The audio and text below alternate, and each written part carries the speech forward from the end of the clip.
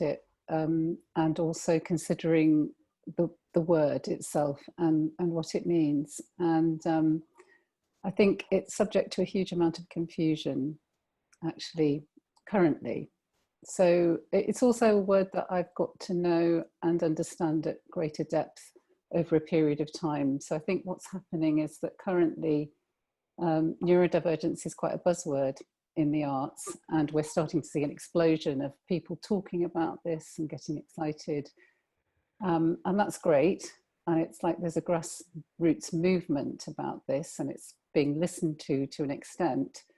But I think that the term is often misused, and that people don't fully grasp its significance, perhaps. And my feeling is that it's a way of thinking about humanity that puts everybody on an equal platform.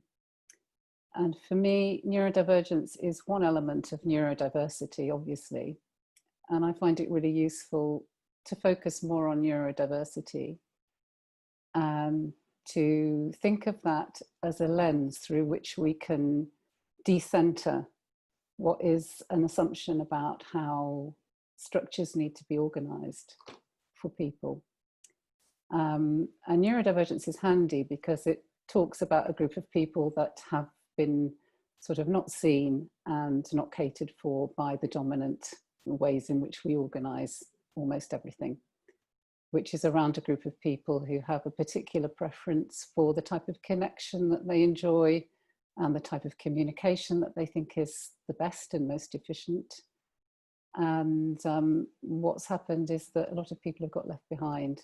And that's how I think of it, really, as a handy term. I'm not always happy to think about neurodivergence, because I think initially when I first came across these terms, I thought, well, that's a bit like being cast out. You know, it's like being the group of people that don't quite make it and aren't sort of considered equal. So we're diverging from what is a central position. And I didn't quite like that, but I think I've got to realize that it doesn't have to be seen in that way. And that actually it's a very useful term. There's another element to it which I've thought about a lot, which is it's also quite destigmatizing for certain people. So what it can do is, if you feel exposed by your diagnosis or your label, because things are still very medicalized for neurodivergent people, you can kind of use it as a protection, as a shield, to not be too specific about who you are. So it has that element to it as well. But then it also can lead to confusion, because a lot of people don't know what this term is. We all know what we think we mean by it, but you might say neurodivergence to somebody, you know, on the street, and they might not have a single idea of what you're talking about. So it's really complicated, but it's really exciting. And I think it's about being alive in a moment of cultural awakening and awareness. So I think that's really good. Thank you. And I could talk for the whole podcast about it.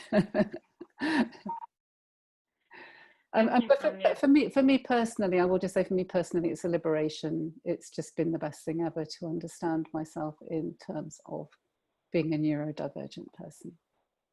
Oh, that's really interesting.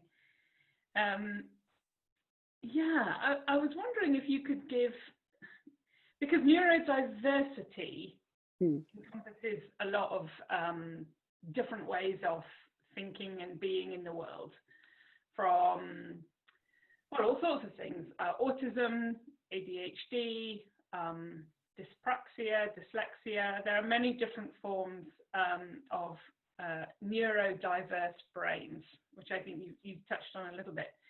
And I wonder if you can just talk a little bit more, give a brief explanation of some of the communication differences that we're trying to explore today. So, for instance, the idea that most people believe that dyslexia is about words jumping on the page, or that autistic people have trouble speaking verbally.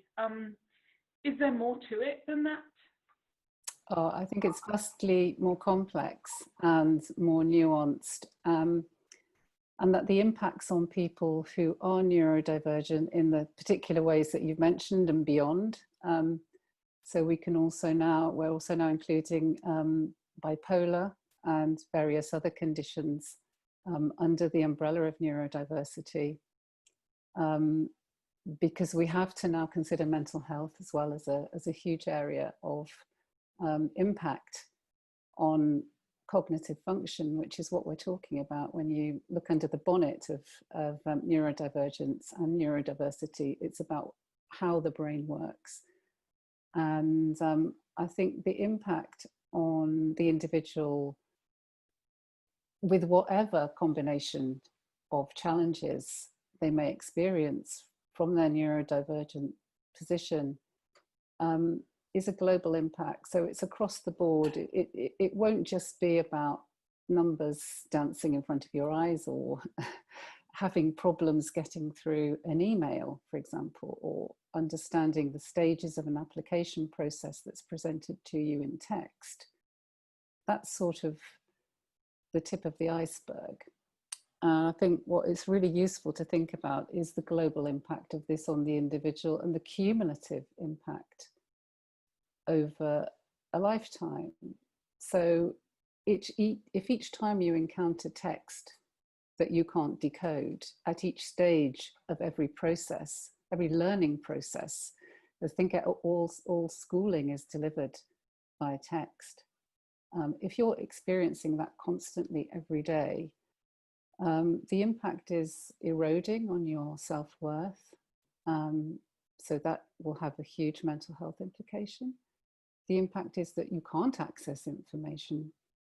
And all this cumulative learning that schooling is supposed to be about over a number of years doesn't reach you in the same way, or you can't benefit in the same way. And you have to sort of develop your own ways of working around it. And that takes a lot of time and energy. So I think the impacts are complex to unpick in each case, different in each case, but there are lots of similarities and patterns that you can discern. And I also think that there's a disproportionate amount of time and energy spent by that individual on just trying to do ordinary everyday tasks. And I'll give you a good example of this. So as a student art therapist in Sheffield in the 1980s, I managed my course just about, and the practical side of it was great, but I did have to travel about a new city to get to my placements. I had to travel outside the city to get to my placements. So I had a huge number of tasks involved that meant decoding timetables, buying tickets, getting myself from A to B. You know, it put a huge stress on my day, which meant that I then wasn't able to socialize or be part of the group in the same way as the other students. And it also meant that, so one of my particular challenges, I am dyslexic and dyscalculic, is that when it's dark, my issues get worse. So that I wasn't able to access ordinary information about how to get a bus, you know, to go to a nightclub, for example. So every time there was clubbing, I would just find an excuse and not go. Now that doesn't impact on work necessarily, but what I'm trying to say is that neurodivergent people will often be reining in the other aspects of their life just in order to be able to show up and get your qualifications and get to the next step. And I think over a lifetime that has a huge impact, because you're not networking, you're not making connections. You may be getting qualifications on paper if you're lucky, but you won't be doing that invisible, you know, social navigation that other people who don't have your challenges just take for granted.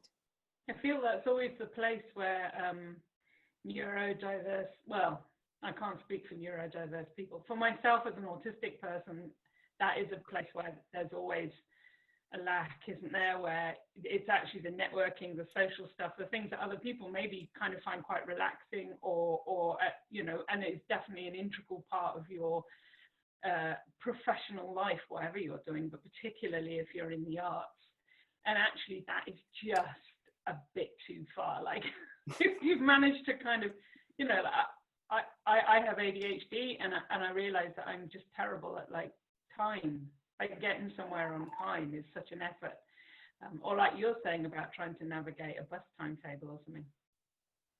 So yeah, doing all that stuff is hard enough, absolutely. But then like having to put a social thing on top of that as well. I hear what you're saying there, Sonia, very much.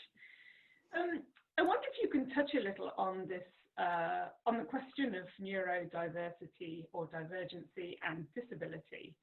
Do you feel that organisations are doing enough to understand and work with people who have so-called hidden disabilities? Do you mean organisations in general or in the disability world? Primarily, I mean arts organisations. No, I don't. I think it's because we're just at the beginning of all of this. I think, I mean, I really sort of put the progress of the neurodivergent cause for social justice, if you like, which is how I like to see it, is really in its infancy. And the general understanding of who we are and what we need is very low. And I think what's happened is that for arts organisations, we're kind of on the map in the language. We get tagged into all the minority groups, you know, we're sort of there in print, which is nice. It's great to see that happening. I think there's a huge amount of stuff going on. One of the nice things about this current moment that we're living through is it's given me time to sort of slow down and actually understand what else is going on and what other people are doing. So there's lots of neurodivergent artists and creatives out there making projects, doing research, trying to connect with organisations. So I'm optimistic that things are happening, but we're by no means there yet. I think the actual understanding of the complexity and the challenges of this the level of change that's required is low. So I think, as with a lot of minority groups, people tend to think, oh, it's like an add-on. You know, we'll be neurodivergent friendly because we want to be, without, and we believe in it, and we think equality is great. So that all the good intentions are there, but without really understanding the depth of that work that's required to truly accommodate people who are thinking in this very different way. Can I just add something there as well? Like I keep, from doing these conversations, I keep thinking about a wider social and cultural situation of, whilst we are aligning worth with productivity, we're sort of in trouble, and that goes across neurodivergence and mental health. And it keeps coming up in these conversations that more widely, particularly in the arts sector, obviously I can't talk about other sectors because I don't work in them, but there's this thing about you're only worth as much as you do. And I think that that's really troubling, but particularly for neurodivergent people, because the standards of productivity that we're aligning to are neurotypical standards. Do you see what I mean? I do see what you mean. And that really worries me. And but that's just a... Yeah, I do see what you mean, Louise. And I think it goes even deeper than that, because it's not just the standard of productivity. It's a judgment about what we want as our outcomes. And what outcomes are and could be. And I think it could be very different for neurodivergent people. And it's a huge cultural shift to get across that actually the work that needs to be done might be very different for some of us. And that actually we need our own organisations and, we need our own kind of panels, selection panels, and we need our own art critics and our, I kind of feel there's going to be, at some point when all of this comes together, I know people are working on it, there's going to be an area of study that is about neurodivergent creativity, and what that means. And this brings us on to another question, which I don't know if you were planning on talking about. You may have talked about it in your other podcasts, which is the masking element and what's required of neurodivergent people to manage and get on in the workplace. And this is across the board, obviously. And I wonder, and I'm not the first person to say it, if some of the productivity and outcome, particularly with, say, Arts Council funding and this idea of excellence, and what excellent, and who's deciding what is excellent, and what do we mean by that term? I wonder if that unmasking and sort of this really neurotypical, I'm going to call it a tyranny, sorry, I'm going to call it a tyranny of expectation, which actually, what I'm hearing a lot from the pandemic is people saying, I'm so glad I don't have to commute into work. I'm so glad I can do this way. I didn't know it could be like this. And it's not just neurodivergent people saying that. I have time to spend with my family. I can work and, you know, I know there's lots of downsides to it as well, and people have really struggled with it. But I just think it should be up for review, particularly now. Exactly that question of productivity. What value do we assign to outcomes, and what are we really genuinely trying to achieve in what we do? I think that's so interesting, because I think that you've touched on very slightly there, this idea, this notion of the gatekeepers. Who are the gatekeepers who are allowing certain types of work and certain types of ideas to filter through to audiences? And are those gatekeepers, who are necessary, obviously, because they're running organizations, they're getting the money together, they're finding the audiences, but they are also perhaps inhibiting a neurodivergent practice or outputs because it doesn't fit, or it feels odd, or it's not quite what people expect. And this idea of masking, I think, plays into that a great deal. You know, how neurodivergent artists have to navigate that incredibly difficult line between an expression of our experience that's authentic to ourselves, but fit in with the gatekeepers and with the status quo, which is not necessarily is not really at all a neurodivergent mindset. So yeah, I think what you're saying here right now in that is such a huge question and open for so much debate. And for me, certainly, I feel the more neurodivergent practitioners who are becoming their own gatekeepers, creating their own shows, finding their own audiences, the better, really. And I think it's extraordinary when you think that this is not a small section of the population in the arts sector, and that by some calculations, there could be as many as 28% of art students who are dyslexic/dyspraxic. And this is the subject of study currently. I think it's 27 or 28% of art students. This is not such a small minority group. And that's the other thing I always like to get across to people when I'm talking on this subject, is that this is not a small thing. This is not about being abhorrent, not abhorrent. What's the other word I'm thinking of? Well, I'll use anomaly. We're not a small anomaly here. We are actually a significant group. And in the creative industry, there will be a large proportion of people who are neurodivergent in some way.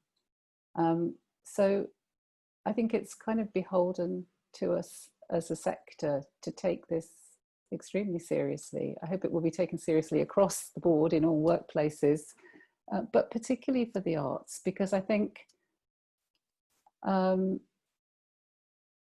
know, we have the kind of skills and the sort of originality because of our different ways of thinking often, that make it a strength for us to be working in the creative sector. And so I think more should be done for us. And it, you know, it's not, oh, abnormal was the word. We're not abnormal, you know, it's not a strangeness to be autistic or have ADHD or be dyslexic. They're very, very normal and actually much more common than people really think. And I guess what's happening at the moment is that far more people are being diagnosed, which is the other thing to say, because of the increase in information about these so-called conditions. So there's actually been an explosion in understanding. And I would date that probably from around about 2015, certainly for people of my generation, when Steve Silberman launched his Neurotribes book and really opened up the discussion on neurodiversity. So I think as a sector, there will be a lot of catching up to do. It's happening very rapidly. 2015 is not really that long ago. When I first started, Susan and I first started talking about this in around that time, there really was nothing. There was nothing. And in a very short space of time, we're now seeing fellowships, we're seeing, you know, all kinds of offers being opened up for neurodivergent creatives. So it's happening, but it needs to happen. Absolutely. I think one of the things you said previously in this conversation that really has been ringing a bell in my mind ever since. You said practitioners trying to connect with organizations, and that word trying to, or those words trying to connect, has resonated so strongly with me, because I am very aware of other artists, other neurodivergent practitioners who are desperate to connect with organizations and just can't seem to get a foot in the door. I mean, from a personal perspective, my career as an artist really took off because I met you, Sonia. You know, and you really helped me, you mentored me to put in a successful Arts Council application a few years ago. Simply because my communication differences do make it incredibly difficult to connect. And I'm pretty good at coming across as like relatively typical.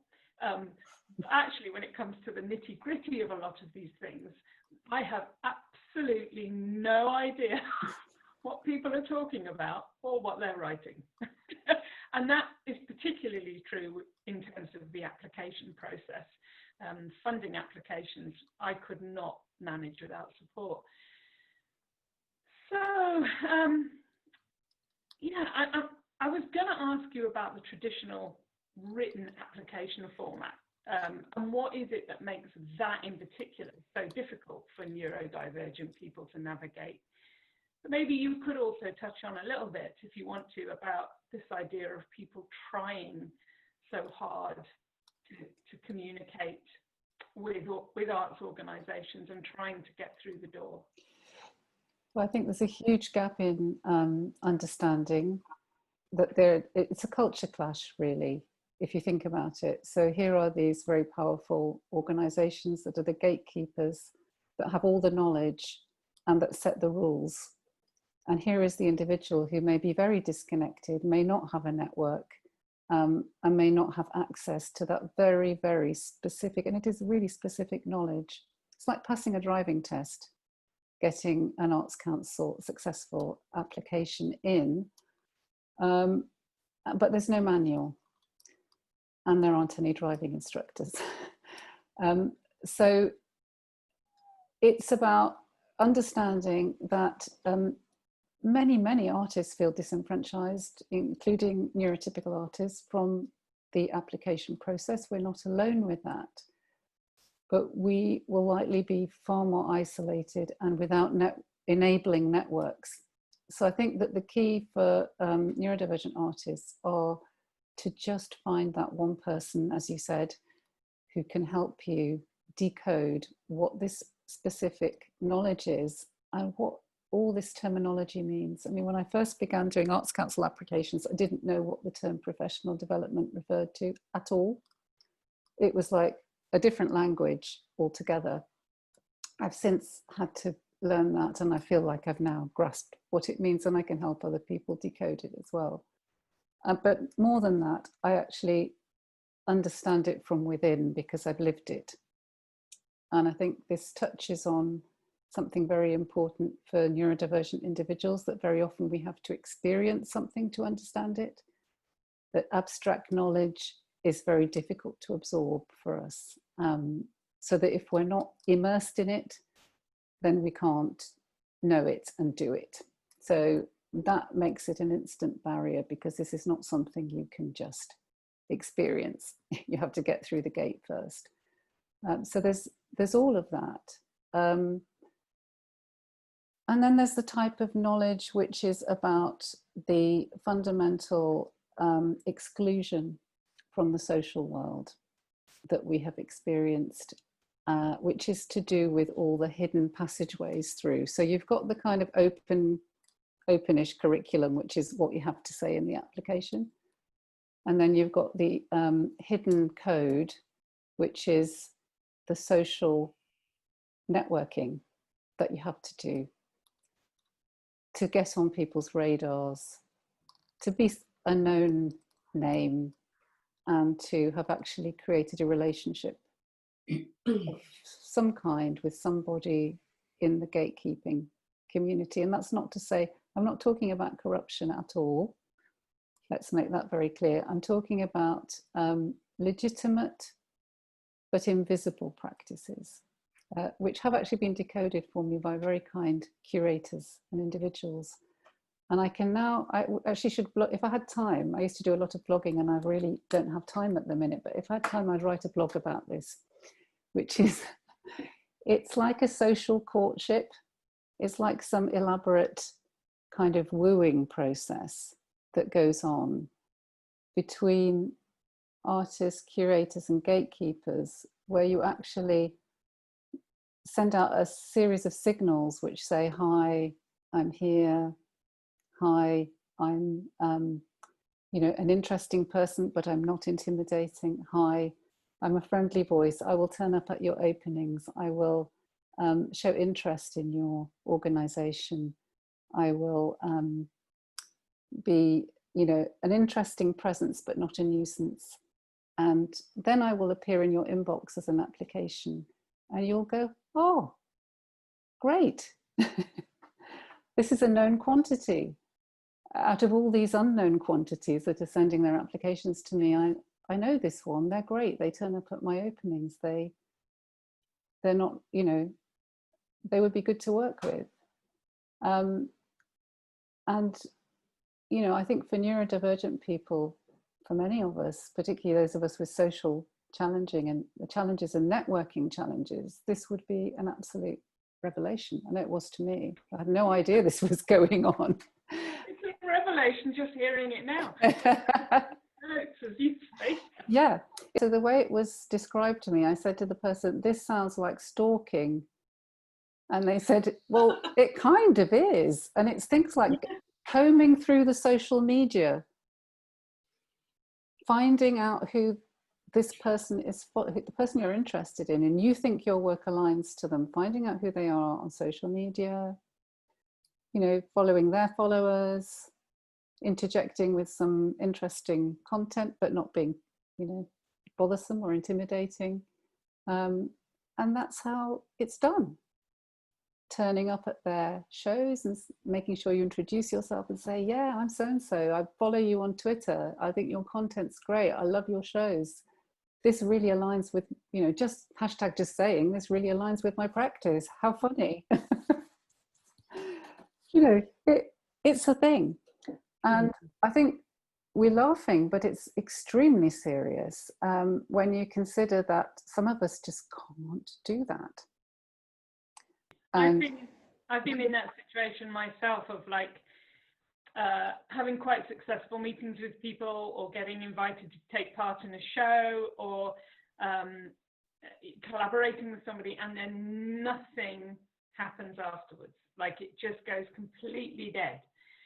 And I have no idea how to continue those relationships. Like, I'm just like, what am I supposed to do now? Like, I've done the thing you said, but there's obviously more to that.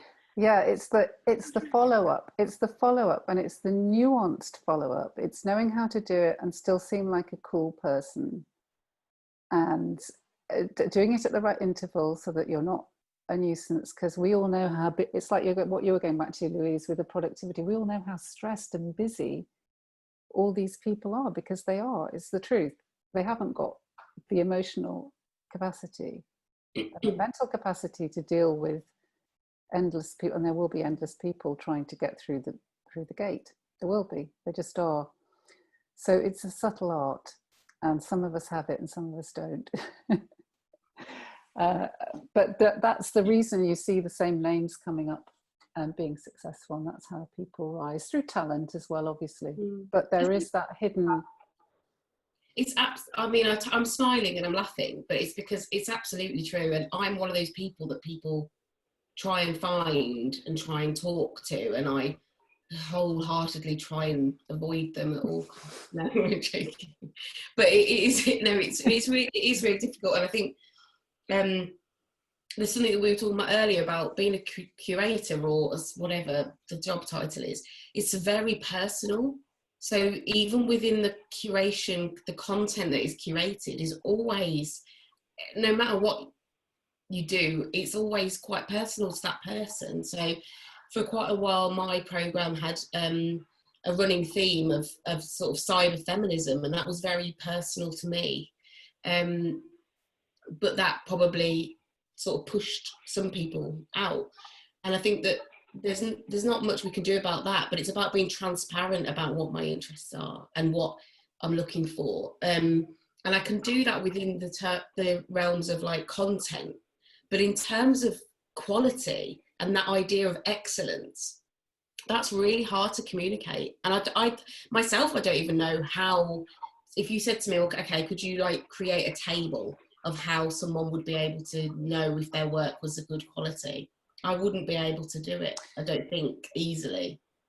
And that's really difficult, because then it's still so vague and mystical, almost. It's like a unicorn. I think it is, but I think maybe there's not much we can do about that bit, but I think the transparency about how personal, because I think that's really interesting, because I think that for a lot of us, certainly for myself, it's taken me a long time to understand curatorship maybe as a practice, as personal perhaps as being an artist. Do you think that's true, Louise? I think it's not as, personally for me, it's not as personal as being an artist, but it is, because I work for an organisation. So for myself, there's some curators who are very much about who they are and what they want to do, but I myself am very representative of BOM. I work for BOM, that's how I feel, like I want to push that agenda. And I'm not presenting my own work either, and I just think that is the bravest thing that anyone can do. I'm always in awe of artists, but yeah, it is very personal, but it's not, I don't believe it's quite as personal as, not quite as personal, but maybe it's a good way of thinking of it, that actually, and I must admit I hadn't quite conceptualized it in that way before today. I have been thinking about these are quite, it seems to me, quite personal selections, and you do see curators, rightly so, becoming very passionate about the shows that they curate, and they get very immersed in the material. And maybe that is something that neurodivergent artists would get some value out of knowing and thinking about, because I think it's that personal dimension. When you're approaching a curator, I think, certainly for me, it can be quite difficult to think about the personality of the person I'm trying to communicate with. I'm very often more likely to think about an organisation. And it's very different if you're thinking about approaching a person. And I began to have this sort of beginnings of a revelation about this in attending a conference that was for curators, and just hearing somebody talk about how they like to be approached. And I was quite surprised by that as well, because it was like, you know, don't cold call me with a great big long email about your project and all the details of it, because it'll go straight in the trash. And I thought, wow, yeah, reason being, I'm busy. I can't, and it probably won't be. If you do that, you're the sort of person that doesn't know what matches my organization and my, you know, my interests. But I think that's just the kind of thing a neurodivergent person would do, and I admit to doing it. You see an organization, you think, gosh, you've got a lovely space and you've done an exhibition about so-and-so, and my work is kind of about so-and-so, and, you know, you sort of do that very, what I'd call a very poor fit, because you haven't got the information. Whereas what you should be trying to do is get a really nice close fit, and you would stand more of a chance if you had a closer fit. You could match it, and it's about the information, about not having the information. Yeah, I mean, because on BOM's website we need to update it actually, but there are it says, you know, what we're generally interested in, and we're having a conversation with the board at the moment about being much more clear about the lines of inquiry, I suppose you could call it, that we're interested in, which are really wide ranging, which is probably not very helpful. But then also, if you look on my LinkedIn, for example, I've got a list of the things that I'm interested in. But then that is personal as well. So it's like, I can see why it's really tricky. And the other thing that I found, I just wanted to note as well, is that, well, there's two things. The first one is that curators and producers should be researching. So we should always be pushing where we're looking in terms of, for artists and practitioners. So not the same old. But there's one thing that I sort of struggle with, is this idea of, so if I came to you, Sonia, and I was like, oh, who are you working with at the moment that's really interesting? There's like a thing around that. I'm like, well, isn't that consultancy? Shouldn't I be paying you for that? There's a really thin, invisible, mystical line between sharing contacts and sharing people that you know, and then people taking the piss, and a curator going to someone who's working in a particular community, for example, and saying, right, can you tell me all the people that you're working with that are great, so that I can then take them and give them a paid opportunity, give them paid work. But I find that quite tricky to navigate. With especially, and that's often with communities that are hard to find. So I'm like literally trudging through Twitter, Instagram, Google to try and find people, and you can't. And then you ask someone, they go, "Oh yeah, well this blah blah blah blah blah blah blah," and people are not. I'm not finding them through my neurotypical searching ways or whatever. So that's quite interesting. That's just one thing. And then the other thing, it's funny that it's not funny, sorry, but the abstract knowledge thing, I find it really hard, maybe as hard, but maybe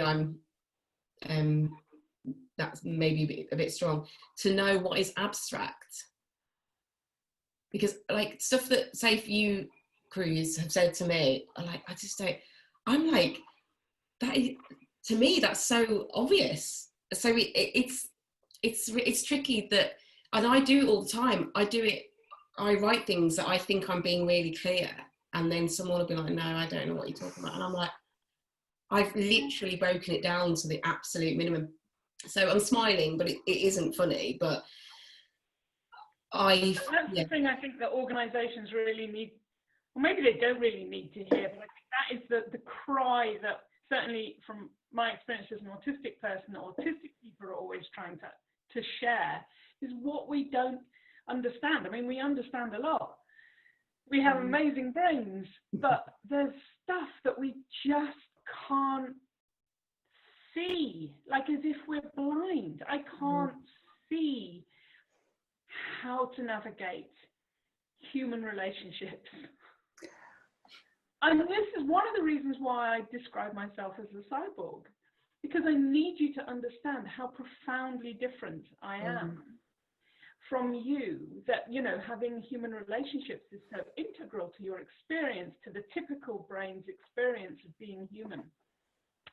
And navigating human to human relationships is so atypical to my experience as an autistic person.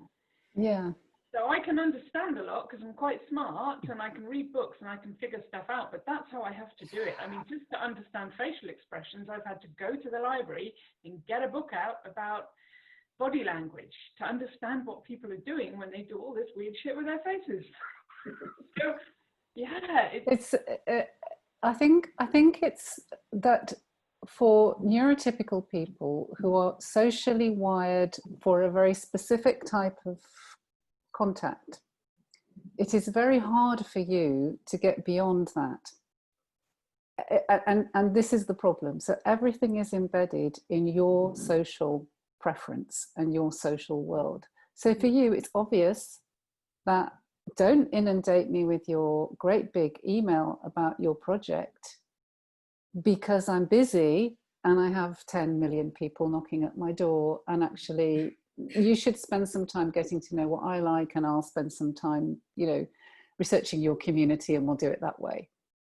Whereas I think for an autistic person, I'll speak for myself, I can only speak for myself, but possibly this is more generalized, that makes no sense until it's unpicked. What makes sense is I have some brilliant work. I have a great project. It's the content of my project that should jump up in front of your eyes and you should say, wow, that's beautiful, Sonia. I really like your work. Sorry, I can't take it at the moment because it won't fit in my gallery, but at least it's just about the work. It's not about the people. What we don't get is the people bit. I mean, I haven't had to get a book from the library to decode. So I think that is, you know, that's an extraordinary achievement, Susan. It's wonderful. And I have had to do similar things in different areas and been unsuccessful in decoding the challenges that I have at times, because it's just nigh on impossible for some aspects of abstract thought, as we call it, you know. I think maybe just think of abstract as being outside your experience. That would be a good definition for me of abstract. And so therefore what for you is abstract is not the same as what it is for me. But it's this, Jesus Christ, they're doing it all through people stuff again. In every single area of life. This is how they do it. Jesus Christ, you know, honestly, it really is, it's jaw-dropping. And I've been with people and I love them because I think it's so cute. And I watch neurotypical people and I think, oh, they're so socially needy. Oh, it's lovely. Oh, dang. They're in and out, you know, they're in and out of each other's houses. They can't do anything on their own. Not at the moment, we're not. Well, no, which is why a lot of people are finding it really, really hard. I'm not. I'm loving it. But it brings the thought. So for me, it brings the allied thought. And I literally thought about this morning, just before coming on here, because I was thinking about this social neediness as I perceive it, which is quite a judgment value, so apologies for that. But if you need, there are some people who seem to need to do everything in a group and with somebody else. And I just think, can you actually think on your own? Or would even, and I know they probably can, but it occurs to me as, where's the thinking space? Where's the time for reflection when you're so caught up with this social side of things? And I think that's a major difference, certainly for me, is that I need these oceans of time. And in those oceans of time for thinking and reflecting and being with the work, that's why it's so predominant.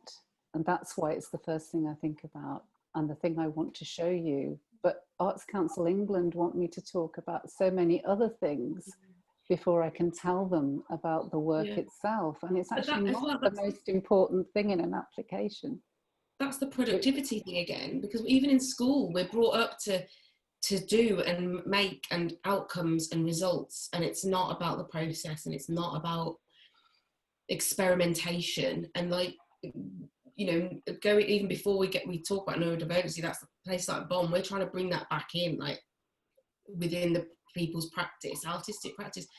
But yeah, I'm absolutely just like go, go, go, go, go. And it's comes back, we've talked about this in another talk with Soraya, is around, it doesn't just come from us, because it's above us as well. We've got those Arts Council, or not just Arts Council, lots of different funders.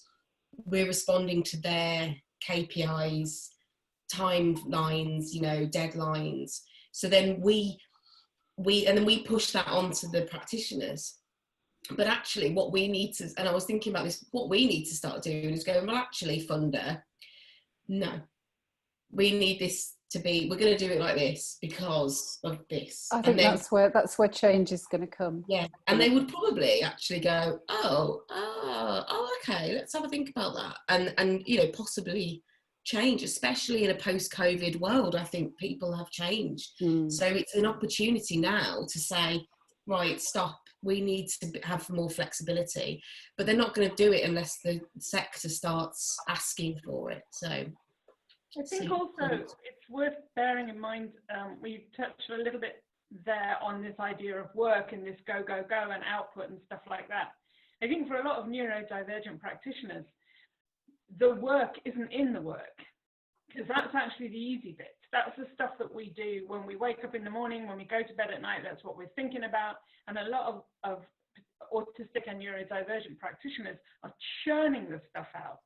The work for us is in that social networking, communication, writing emails, dealing with the stuff that most typical people actually don't even have to really think about too much. You know, you churn out an email and you send it, it's a pain, but you do it. Whereas for somebody like myself, that might take 2 hours to write one email and make sure that you've got all the nuances right and you haven't said the wrong thing and everything else. So I think it's also perhaps just worth organizations just turning that around a little bit and recognizing that actually the work for a lot of neurodivergent practitioners is in the social work and in communication. And that's a question I have for Sonia, actually. You know, if there are issues around email and face-to-face communication and so on for neurodivergent people, is there anything you can suggest as practical steps for organizations to kind of facilitate better communication between people who are and are not neurodivergent? Well, it's an interesting, isn't it? Because do you mean in terms of what kind of communication? Do you mean just like? I'm thinking, you know, when somebody sends you an email that's a bit blunt, you know, if you know that that person is neurodivergent, maybe you won't react to it the same way as somebody who is not neurodivergent. Maybe you cut a bit of slack. I know that a couple of the people that we've spoken to over this series of episodes actually have, Louise, I don't know if I've got the right name for it, but like a document that comes when you're working with them that explains how it's, what sort of things would make it easier to work with them. What's that called? Yeah, the accessibility document. Okay, the accessibility document. So that's a neurodivergent person saying, okay, kind of this is how I work. I hope you can understand me. Here's my document that explains it. So yeah, I'm thinking about in that way, really, in terms of applications that organisations are putting out, funding applications. I think. Well, so when the pandemic hit, I sort of felt very, obviously, like a lot of people, very disorientated, and I thought about my advocacy role at this moment, and I thought the one thing I want to do is get across to organisations that they have to provide easy read documents for all communications. And I've seen something, I've heard about something called easier to read, which is not the same as easy read. So easy read is with kind of pictures and very, very basic vocabulary that anybody hopefully could understand or have translated for them. Easier to read is apparently just a level up from that, where, you know, the language may be a bit simplified, but it's still a text, and maybe there are bullet points rather than great big long paragraphs to wade through. So I think there's easier to read and there's easy read, which are great, but I still think easy read for me as a dyslexic person, and I also want to include learning disabled people, because, you know, they have been extremely excluded in the arts sector as active participants and equals, and they're also neurodivergent. We take learning disabled people under the umbrella, I'm very pleased to say. So I think that's one of my main pieces of advocacy, is please all start using easy read. Easier to read I'm not so keen on, because it just feels like, I don't know, you're going to exclude learning disabled people, why not just do easy read? And I also really think the document that you're describing that travels around with people is great, and I need to organise one for myself. But I think I've been doing it anyway. So I was recently asked to join a steering group,